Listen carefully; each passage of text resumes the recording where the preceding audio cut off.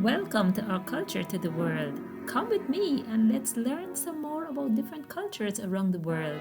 Today, we're going to talk about the calabash.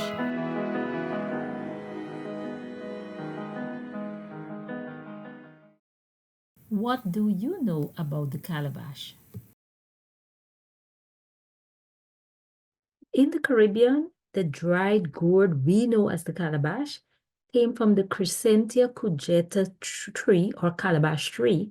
And this is a tropical plant that is found in Africa, Central and South America, and the West Indies, and also in parts of southern Florida.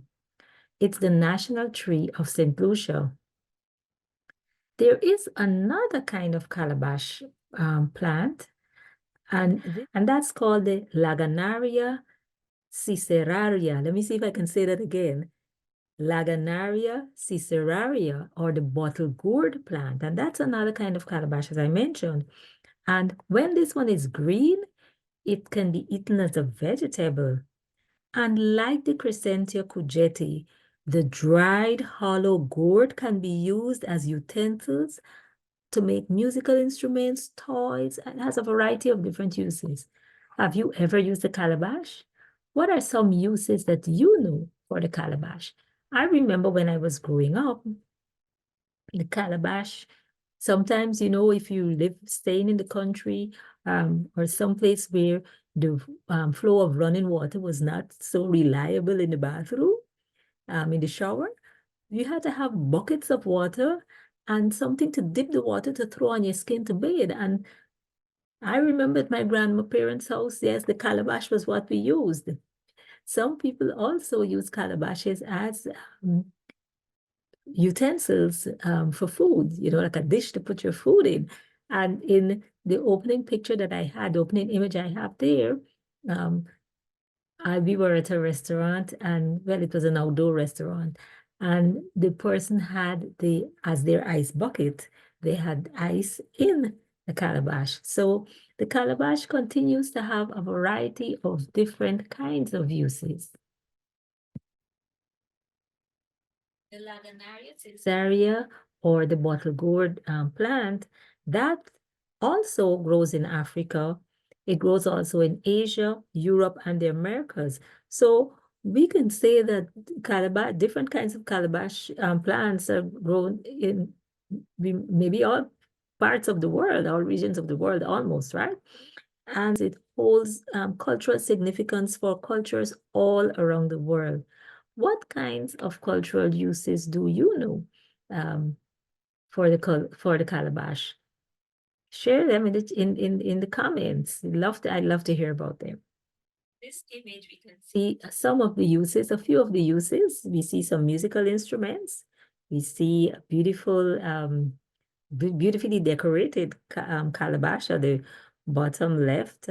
And on the top right, that the mate, where in Argentina and Uruguay, and I think Paraguay as well, they have that utensil in which they have the mate that they drink, which is a typical drink of that region of South America. There are all kinds of stories and poems which feature the calabash, and I found one online that's called Nigerian Girl with Calabash, and it was written by Viola Allo. This is a poem. Now, once again, let me repeat the title, Nigerian Girl with Calabash, written by Viola Allo. And I'm going to share it with you. She sells milk to thirsty travelers, wraps her spine slow on the shoulder of the road, calabash on head, broad woody bowl perched on circular twists of dyed cotton cloth. Her body a thread beneath it. Her thick braids says she's ethnic Fulani. Weighed with oil, they graze the sides of her bamboo neck. Ropes that set the bells of her red bead gold earrings swaying in the steeple of her face. Her calabash contains her offering to the busy car park, a place of fair transactions, a glass of milk for a few naira, for less than the alms one might freely part with on a Sunday. She holds herself straight on the curved arm of the road, soothes what she can of a bounty of human need. shelters her calabash on the flat roof of woven straw. A point of light travels through this palm fiber roof to excite the lake of vicious white trapped inside. But there's no splash of milk, no. Not like July monochrome raindrops when they splosh in monsoon buckets that travel heavy and tilt over Africa. Our mother must have said, "Careful as you carry this." As if it were a crown, slender arms of mother and daughter lifted up and steadied the gourd hours ago. And when their arms fell, silver bracelets tinkled like wind chimes, then settled loosely on narrow wrists, encircled the warmth pulsating there.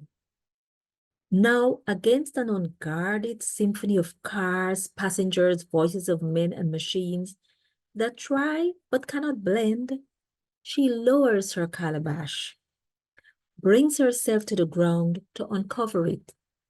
Braids, earrings, bracelets in motion, she squats and enters the sound that the road brings. Some people say that Africans have been left behind, as if time selects the ones it catches up and pulls to the ground. But time leaves no one behind, not even a girl with a calabash. Time swallows her stillness like a thirsty traveler on the road from Ibadan to Kaduna. What do you think of that poem? Do you know any other poems and stories that feature the calabash? Have you ever used the calabash? What have you used the calabash for? Share it in the chat, in the comments rather. So thank you so much for watching. Thank you so much for listening.